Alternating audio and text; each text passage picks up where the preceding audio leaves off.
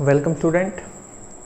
जो हमारा इससे प्रीवियस लेक्चर था उसमें हमने electric field intensity find out की थी। किसके लिए हमने फाइंड आउट की थी? जब हमारे पास एक सिंगल चार्ज था उसके लिए हमने इलेक्ट्रिक फील्ड इंटेंसिटी है वो फाइंड आउट की थी।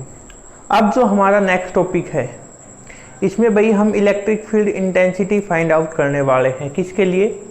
जब हमारे पास एक से ज़्यादा चार्ज होंगे। रिजल्ट हम कुछ वही यूज करेंगे जो हमने पीछे निकाला था, उसी रिजल्ट की हेल्प से हम आगे जो आज हमारा टॉपिक है उसको डिस्कस करने वाले हैं। तो लेट्स स्टार्ट। अब जैसे कि आपको पता है सिस्टम ऑफ चार्ज है। सिस्टम का मतलब सीधा सीधा एक ही है कि इसमें एक से ज़्यादा चार्जिंग हो गई। अब इस पॉइंट P पे हम यहाँ पे इलेक्ट्रिक फील्ड इंटेंसिटी है उसकी वैल्यू फाइंड आउट कर रहे हैं। अब जब पॉइंट P पे हम वैल्यू फाइंड आउट कर रहे हैं तो हम क्या ध्यान में रखेंगे कि इन बाकी चार्ज का उस पर क्या इफेक्ट होता है, या फिर हम ये सारे मिलके वहाँ पे इफेक्ट डालेंगे या एक का इफेक्ट होगा। ये सारी चीज़ें हम इसमें वीडियो में डिस्कस करने वाले हैं। तो let's start. Let us consider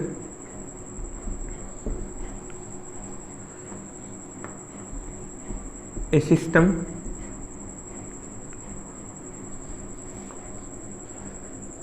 having n number of charge such that q1, q2, q3 and so on qn with position vector r1, r2, r3 so on rn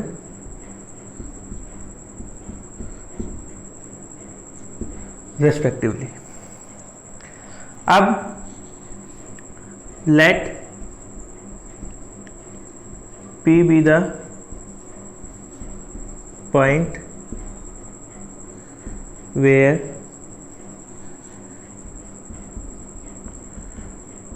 electric field intensity is to be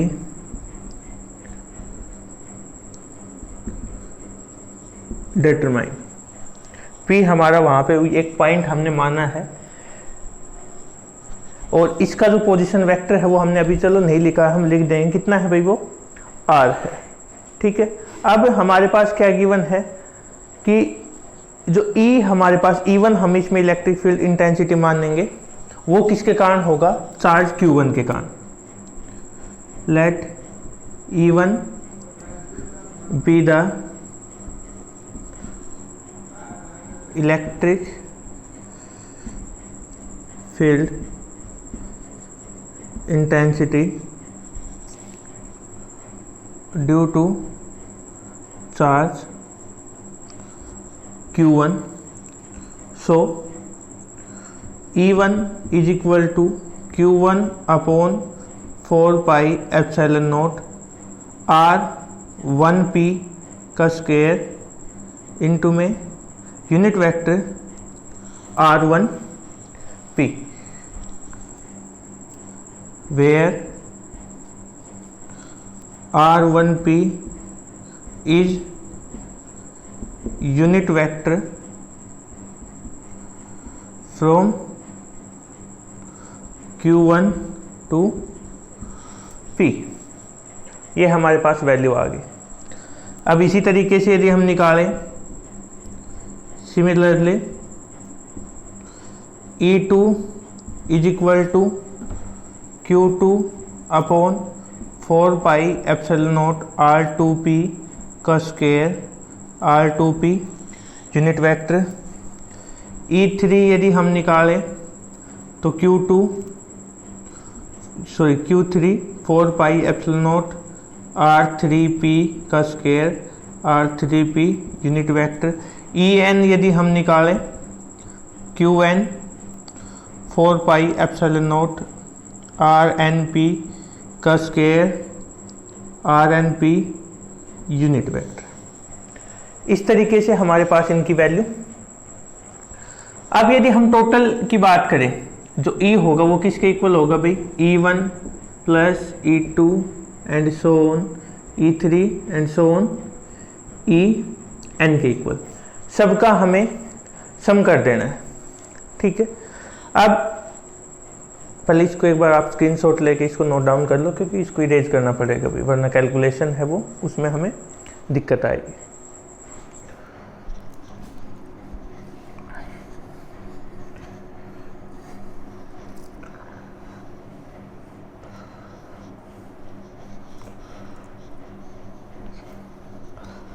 अब हम जब इसमें वही value put करते हैं तो E is equal to Q1 upon 4 pi epsilon naught R1P का square R1P unit vector plus Q2 4 pi epsilon naught R2P का square R2P unit vector plus Q3 4 pi epsilon naught R3P का square R3P unit vector so on Qn 4 pi epsilon naught RnP का square RnP unit vector. ये हमारे पास आगे इधर। अब इसमें वही चीज़ देखिए क्या कॉमन आ रहा है, 1/4 पाई एप्सिलॉन नॉट है वो सब में से कॉमन आ रहा है। क्या बच गया भाई, Q1 R1P का square R1P unit vector plus Q2 4 पाई Q2 R2P का square R2P unit vector Q3 R3P का square R3P unit vector so on Qn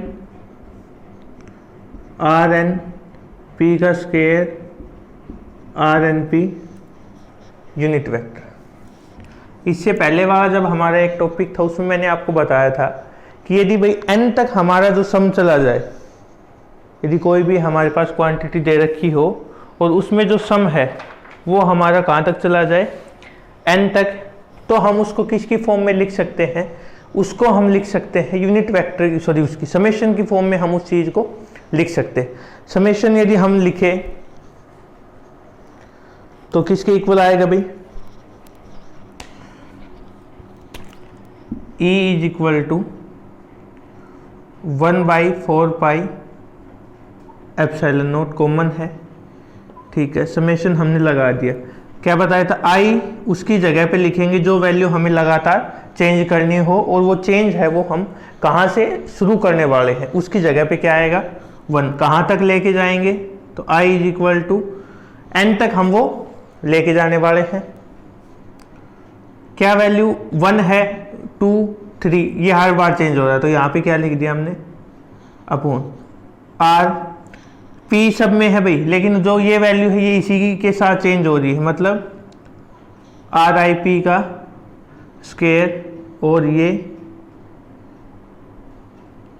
unit vector.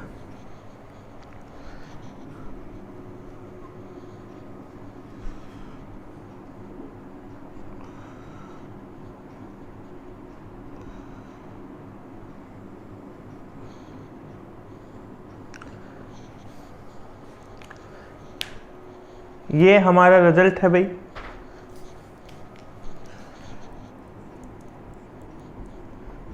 This shows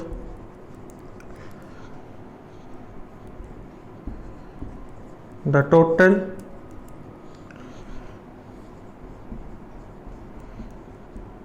electric field intensity